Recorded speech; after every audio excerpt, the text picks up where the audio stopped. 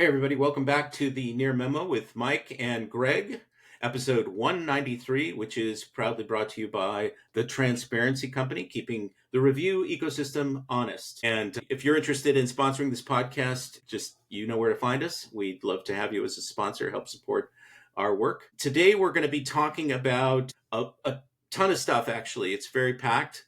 It's the 20th anniversary of Google Maps, and there's a bunch of things to talk about there. The new kind of AI generated lists and also the new messaging features that they are starting to roll out. We're going to be talking about long-term decline in reviews and some things you can do to get into the new lists. We're also going to be talking about Ask for Me and the underlying capabilities and how that may or may not work and play with consumers and businesses.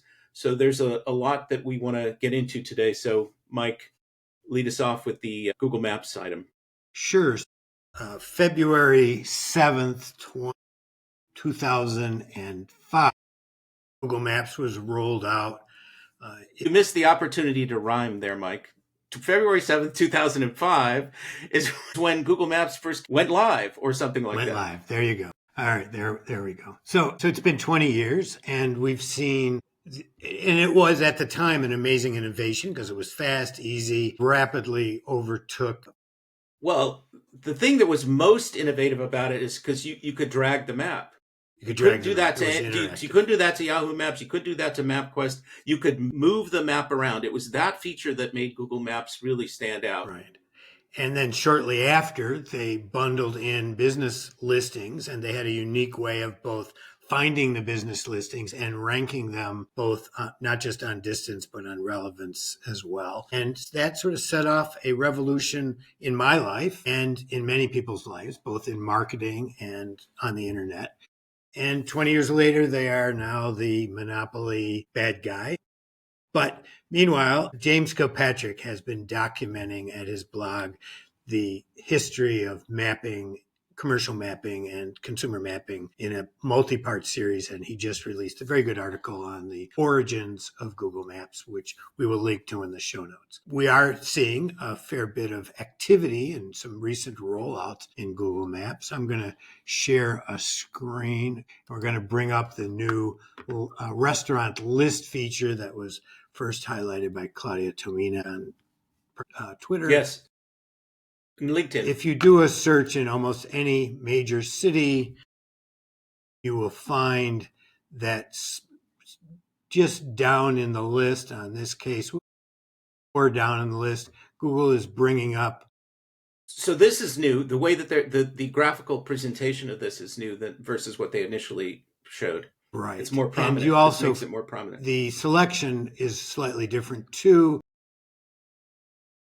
depending on the market. For example, this is Buffalo. There's trending, gems, and top I think lists. It's pretty consistent. That's what I've seen also. Trending, top lists, and gems. Well, in San Francisco just now, I saw a slightly different list. I only saw two in San Francisco, so let's go look. I saw So here we have gems trending, only two right now in no San top Francisco. List. When I actually wrote about it, there were three. It was the alternative sort of link-based presentation. Right. So the question is, what is this? Is how much activity does it get? Google has long had rewards for brand queries in Google Maps. 2008, 2009, they used to send out stickers to small businesses who had a lot of brand queries. You also, if you had a lot of brand queries, you ended up as a place on the base map. To get there, you had to have a lot of brand queries. So I believe that they've updated that sort of basic idea with some additional editorial information and user interactions. So gems, top list, and trending. Let's just go into the trending list real quickly and see what it offers. So two of these, Mike, I think two of these are algorithmic, and one of them is editorial. I mean, they're all algorithmic ultimately, but one of them is primarily editorial, and two of them have a rank, an algorithmic dimension to them. Right. So under trending, places gaining attention in the Maps community this week. So they give you a time frame for it. Right. So it's recent, very recent. a lot of engagement, a lot of activity this week. Right. Searches. And then under each listing, they tell you more about why it's showing up here. They give you a link that it's in the news, that they give you the date that it opened. So recent openings, an article in the newspaper in a local resource, or this was WGRZ, which is the local news. And uh, then a link out to other, The potentially source, other right? mentions. So in this case, there's only the one, but here is another one. From my point of view, if you want to show in this, you need to Bad link. generate a fair number of brand searches, and you want to be covered in one of the news sources, restaurant sources, that is covering your market. So go to Gems. Show us Gems. All right. So Gems, Is the editorial one. the top list, just as a note, doesn't limit it to a week. It goes back and uses those criteria over It's time. a longer So an time frame. ongoing brand query and an ongoing mentions in news sources is what you need there. I'm pretty confident. Gems, let's see what they've got here. Gems is editorial, I believe. Emerging favorites in the map community from the past No. So year. top list is the editorial one. Sorry, top list is the editorial one. My apologies. So Gems top is lists, area mainstays with the most all-time interest in the maps community. No, so they've changed it because I think it was Gems originally, at least in San Francisco and in Detroit, where Claudia first identified this. Gems was roundups from food publications like Eater and The Infatuation, and you're not seeing that in these ones. In these Well, three. you are seeing it, and there's several orders you can list it in. Editor's orders, recently edited, and distance. Right, but it was a different presentation. It was a different presentation. Right. But this. So in this top list, obviously this place has been open a long time. They're on the thrill list, they're in timeout. And so they do have a fair number of media references. Anchor Bar obviously is Buffalo's chicken wing favorite original place. So they get a tremendous number of brand queries. So it makes sense that this is number one in the top list. So let's talk about the SEO implications from a PR standpoint of this, getting into these. What is the strategy to get into these? Obviously, you want to do all the local SEO things.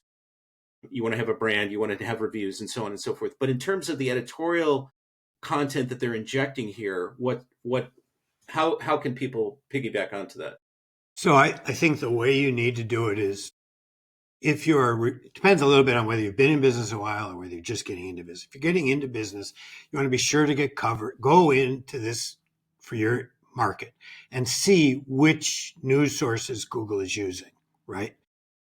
For these. So like in the case of trending, which is this week, they're using WGRZ, whatever, figure out which news sources they're using and see if you can get articles there because you're opening or you have some unique event going on.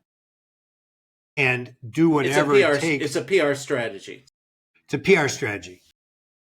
Developing a relationship with these resources so that you can get announced as recently opened, thus driving brand queries. You don't care that much. I mean, nice if you get a link, but it's not critical.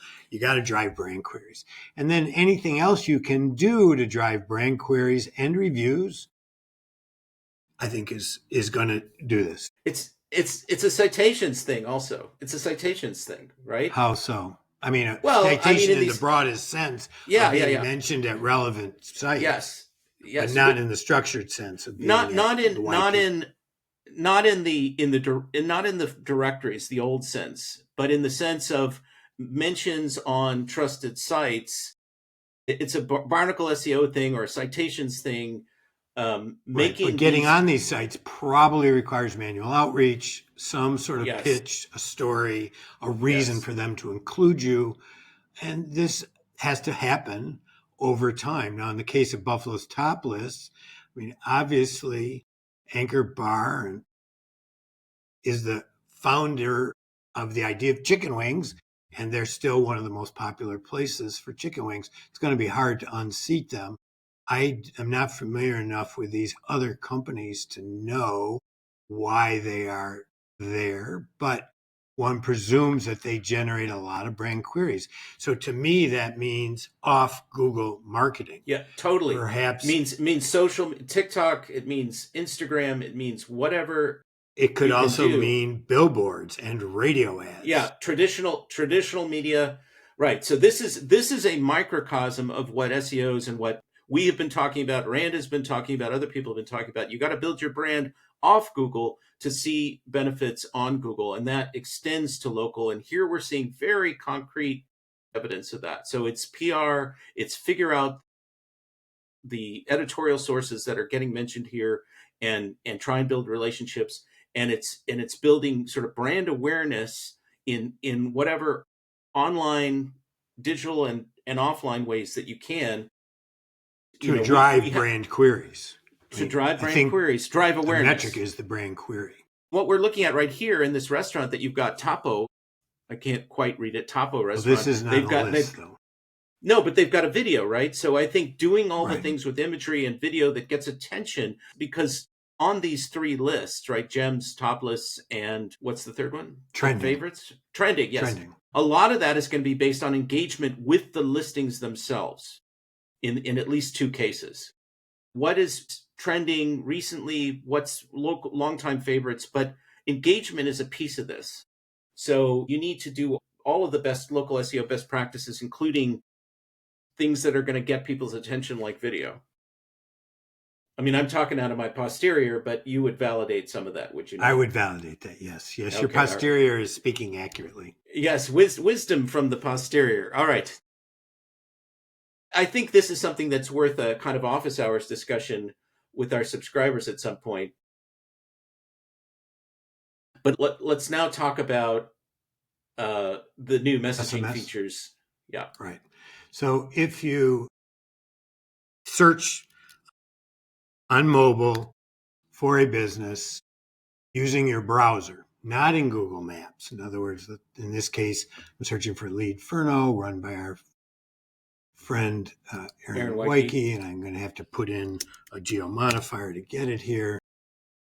Here we are. So Google has recently rolled out the ability to add text messaging or WhatsApp to globally to your business listing. So you have to go into your business listing, add either your WhatsApp URL or your SMS phone number to it, and then it shows as a choice on the product listing on your profile. It does not show at this moment as a large call to action. Yeah. Which the previous messaging often did.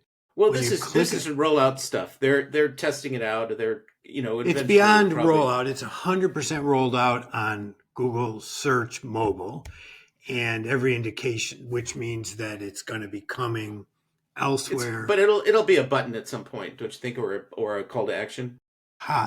Possibly. I mean, the reason that Google might not make it a button is because it's taking people to competitors as opposed to internal, which their messaging product did. It may limit the amount of data they can get. They obviously love data. So when you click on this text message, it takes you over to the text message and allows you to start a conversation with that particular business. Directly with whatever SMS number is behind it. Directly. Correct. So whatever SMS number. And if you do a WhatsApp, when you bring up the profile that has WhatsApp, it will then take you directly to the WhatsApp and start a business WhatsApp conversation.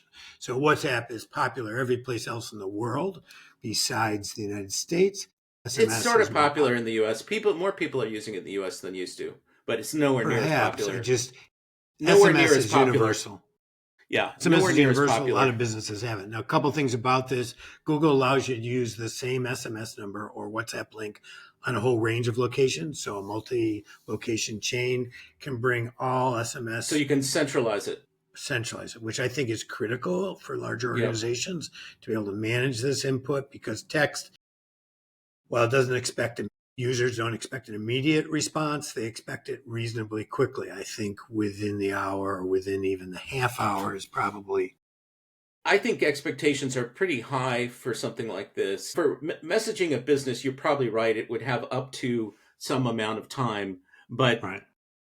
email is a longer time frame. SMS is pretty semi instantaneous. I mean, and as we know from Aaron's research and other research, the businesses that respond quickly are the ones that are going to get the order, get the job.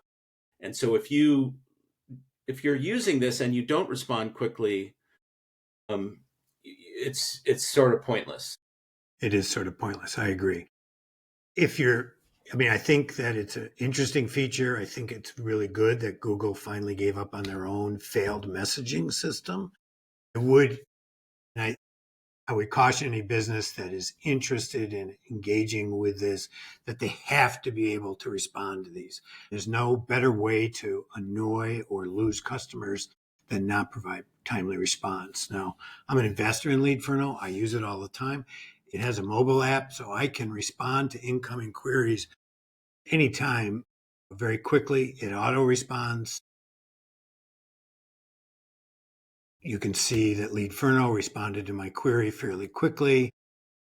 On this question, I asked what consumer expectation was on SMS. I knew he had done some research on It's it. it's it's re- it's either real time or within an hour at the Right. very outside. The other thing I would say in the bigger picture is Google's the way they rolled this out.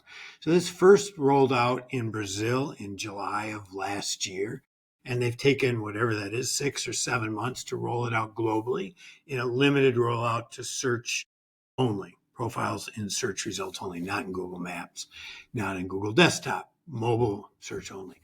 And they didn't roll it out in Brazil until they had already canceled in May their previous messaging product, which to He's going to me force you to doesn't do. make sense. So let's see.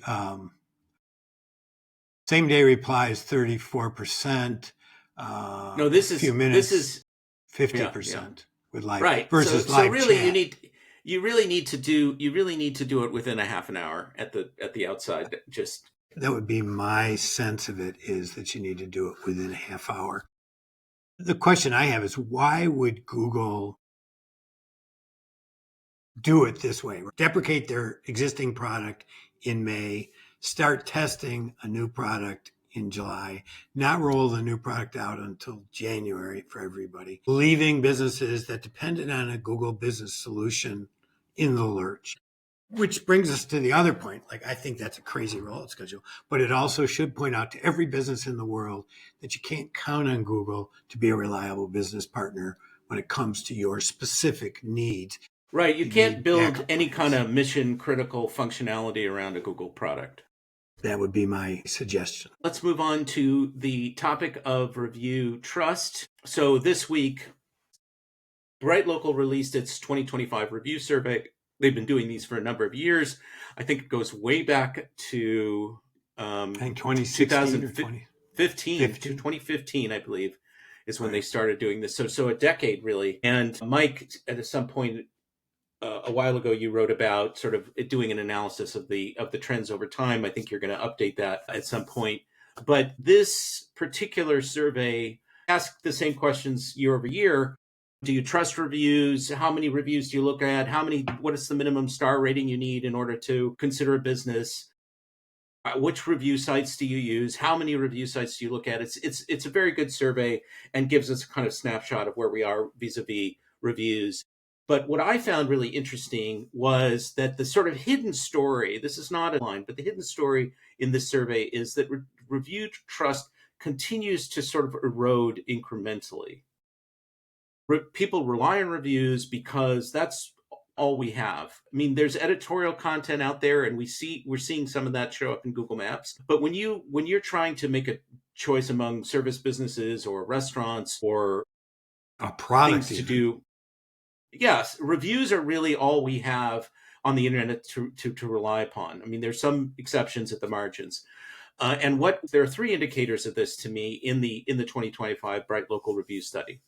one of the questions they ask is, how many sites do you look at before making a determination of which business to use? And one, two, three, four, or five plus. This year, what they found was that the number of people looking at two sites had grown 4 points.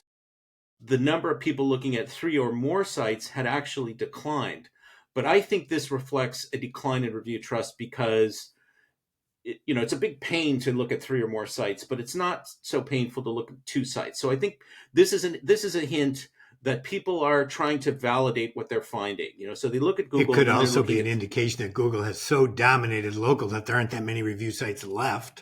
right. I think that's actually a very good point. But so if we take Mike's point as sort of context, people are consulting a second site to validate the first site. That's what that indicates to me.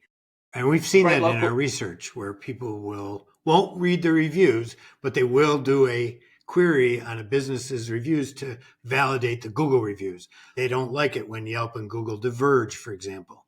We've seen that in our research. Right. And Yelp, just as sort of a footnote on that particular point, Yelp, I did some sort of very casual research. We were on a trip and I started comparing places that I found on Google and the identical places on TripAdvisor and Yelp. And Yelp was consistently lower than Google. And TripAdvisor sort of was more in, I think TripAdvisor was sort of in between them, but that's just a kind of a footnote.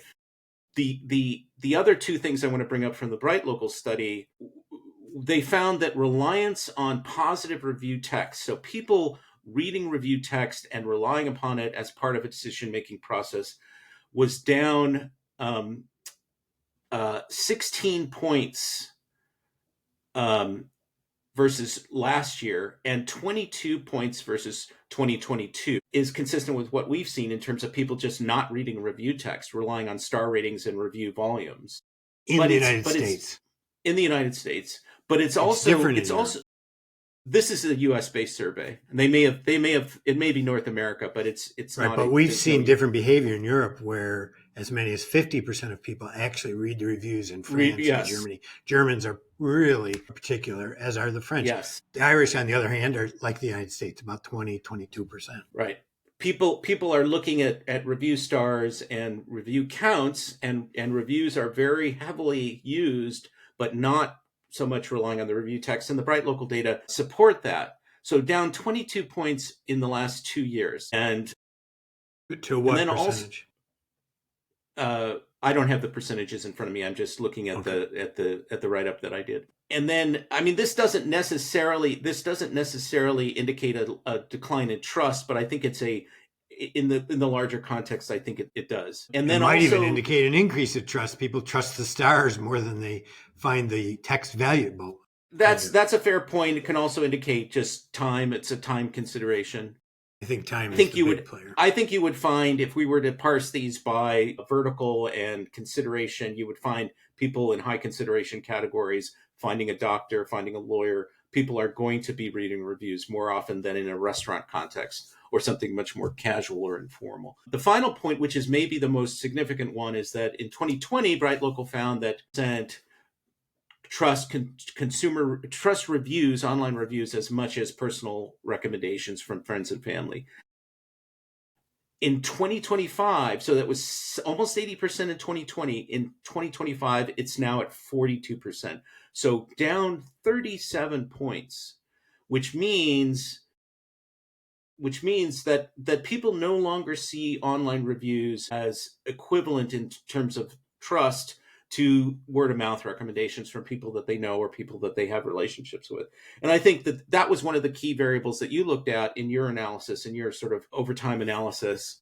If you read the Edelman Trust Barometer, which is a global survey of trust in institutions like the media and government and business, trust has been declining across the board for many years. And if we look at the sort of larger context of politics in this country, there's a lot of distrust, a lot of skepticism, a lot of sort of conspiracy mindset stuff that goes on. And this is occurring against the backdrop of that larger phenomenon, but it also occurs in the context of fake reviews. And we had Curtis Boyd from the Transparency Company on a couple of weeks ago. Actually, he was the most recent podcast. We recorded them earlier, but they were posted recently.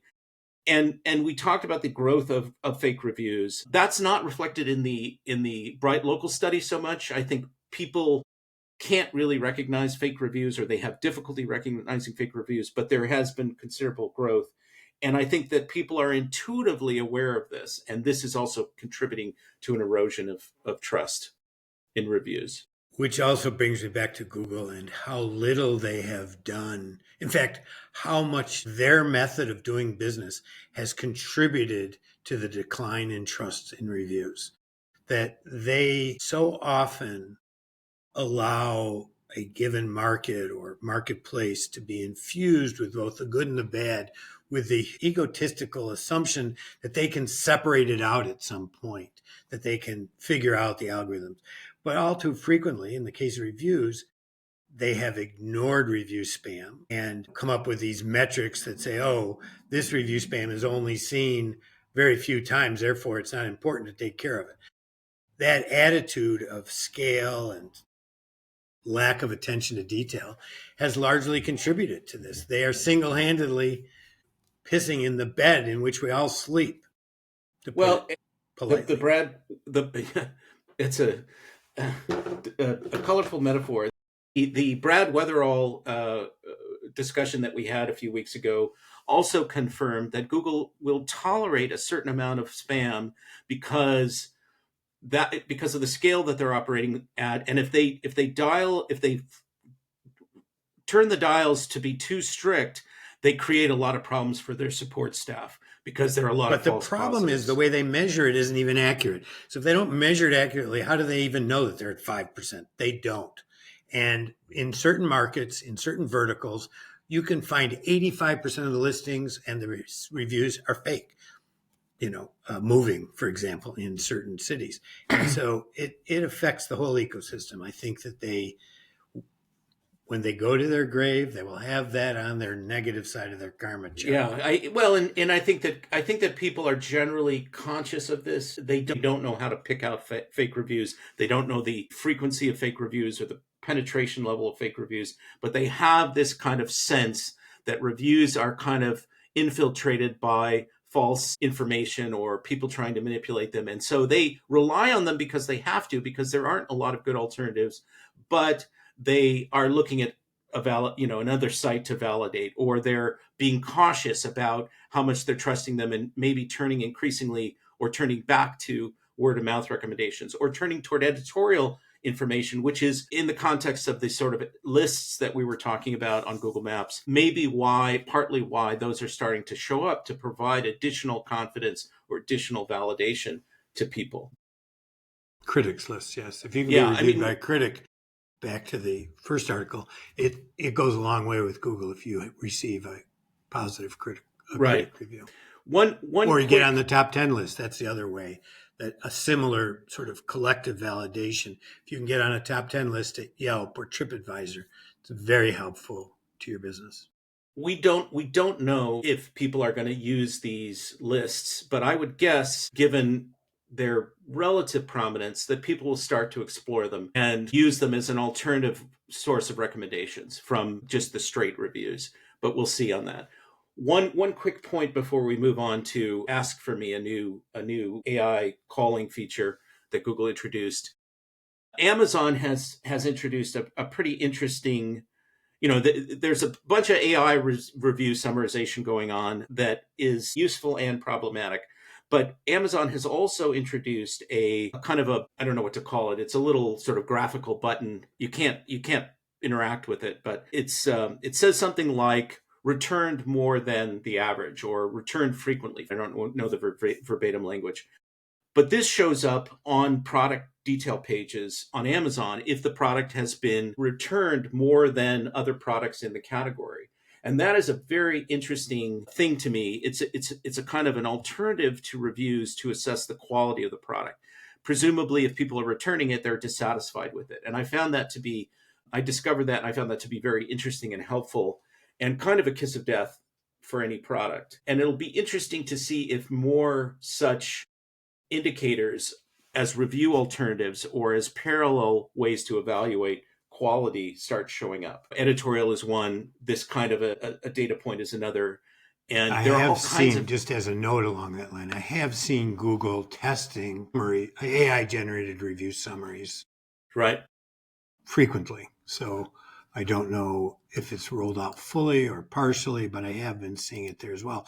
But as you point out, it's much more valuable if it's specifically about a pain point, the review summary, right? I mean, returns are a good reflection of ultimate product satisfaction. I satisfaction. mean, interestingly, in the beginning, in the early days of local search, when it was more competitive, there were directories and there were startups that were trying to develop alternatives to reviews because they didn't have enough reviews. They didn't have a critical mass of reviews. So they were using scoring systems of various kinds and proxy metrics to try and create a score, a rating that could then be used to rank businesses. And that didn't really survive. I think Foursquare was doing a version of that. They shut down the consumer side of the business, but it'll be interesting to see if somebody attempts that again with AI or with all the data that exists. It would be valuable, I think, to Well, try they've even to attempted it attempt that. within reviews, if you recall, Marissa Meyer and her Zagat Yeah.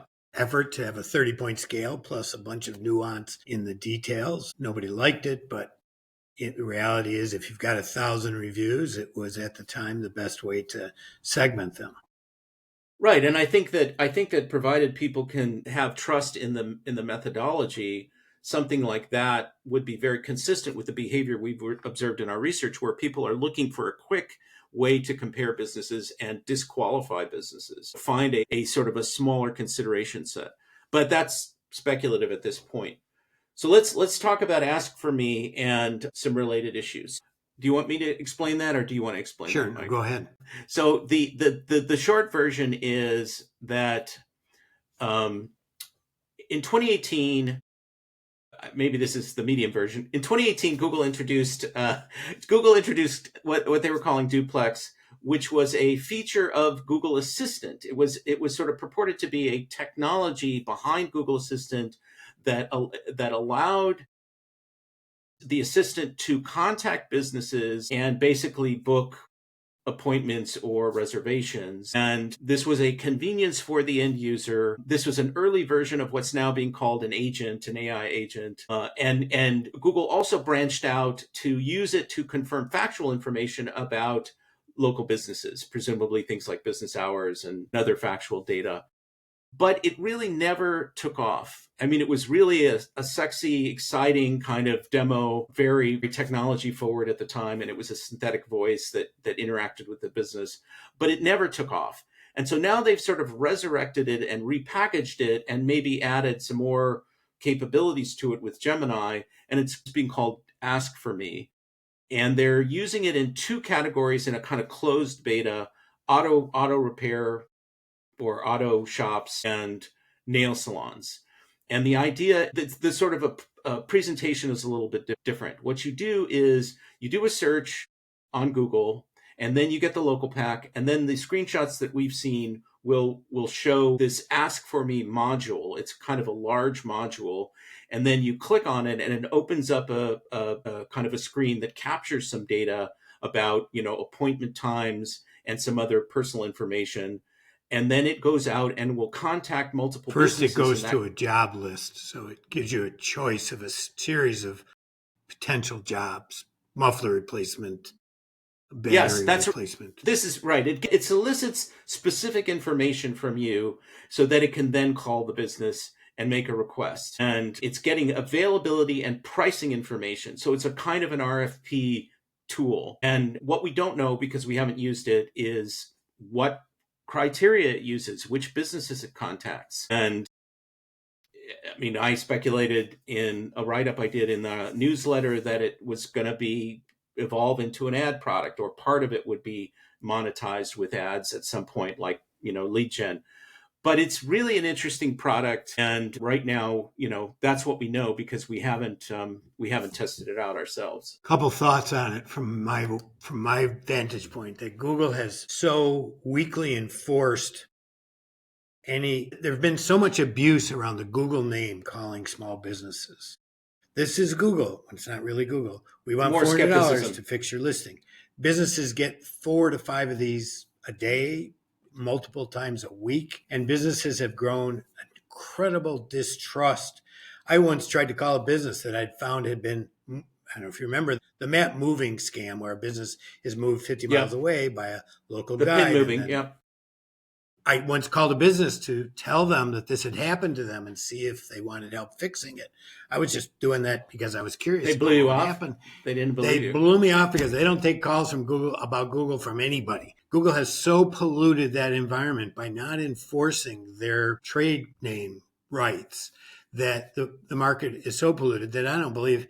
And then it's very annoying. I mean, what business wants to be given the exact same quote as 17 other businesses in their local market to compete for the low end bid on Well, a muffler we replacement? don't know how many businesses are being contacted, and It's more than one. yes, for I would sure. probably And bet. it has to be something that they're thinking they're going to monetize over time. That this is not just a free service for consumers. This is going to be lead gen for these businesses, assuming that it happens, it sticks. Work. And I would contend that the limited scope of the test, in other words, the fact that you have to be in the AI test pool, you have to sign up as a user for this test, you have to sit on a waiting list to get into the test, all of those things indicate to me that it hasn't met basic standards of Google sort of let's roll it out and see how it does in the real world yet. That Google is very reticent about it. As a note, there is a similar test or a similar functionality. I think it's still a test about calling support to major companies that works kind of like this thing. Did you want to show that? Did you want to show a screen of Sure. that? Let me just show it real quickly. So this is it's going to be the same, assuming you still have it. This is going to be the same underlying functionality where Google is using an AI capability and a synthetic voice, or maybe not a synthetic voice in this case, but AI to So if you, contact a I think business. there's a few companies that are doing this at the moment. It's another AI test. But if you look to call Best Buy support, up comes a number, and then this offer by Google to wait on hold. Then you click request a call. It takes you to a form that you fill in, tells you how it works, what the wait time is, gives you some fields to fill out. And this is very similar to Very call similar for to me. Ask for Me. Ask Yep. for me. Yes, ask for me. So which reminds me of the Google branding problem, because the other release recently that we wrote about in Google Maps was ask this business Yeah, a question. ask Maps about this place. Ask about this place. Yes, that's what it is. And so then The full name is Ask Maps about this place, but don't make anything too complicated or confusing for the AI because it's still in right. beta. And so then you click the button to do this, and then it will let you know when you get a call back, Right. apparently. Which is Or it will ring it. this is a great feature if it works. If it Although works. if you do We could have our call, show extended another 35 minutes to see if it works. I could edit out that's the right. slow wait. That's right. If you do call many of these sort of enterprise customer service lines, their existing customer service platform will offer a callback feature in, let's call it 6 or 7 out of 10 cases now. We can call you back and you won't lose your place in line. So this in a way doesn't give you any more than they would give you, although you have the confidence to know that this is available up front and you don't It have to go does through give Google their data, and it yeah. moves it closer to the user so that Google can insert It's an themselves in intervention. between It's an this intervention. transaction. Yeah, Yes, it's putting Google in between Best Buy and its customers. exactly. If I were Best Buy, I'd be very suspicious of it. So,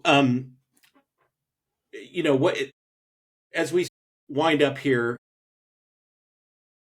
I think the point that you made that's very well taken is that the local business skepticism of the Google brand, in terms of like this is a call from Google.